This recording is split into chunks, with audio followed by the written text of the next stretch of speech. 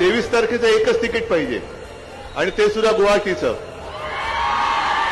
मग परत जाऊ देता ना, काय झाडी काय डोंगर.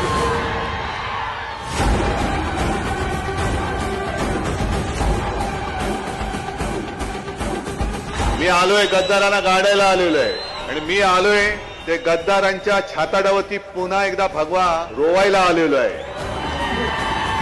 मला माझा महाराष्ट्र डोळ्यात देखत लुटला जातोय हे बघवत नाही, म्हणून मी ती सगळी सत्ता असो किंवा भाजप असो त्यांना लाथ मारून मी तुमच्यासोबत तुमच्यासाठी लढायला उभा राहिलेलो आहे.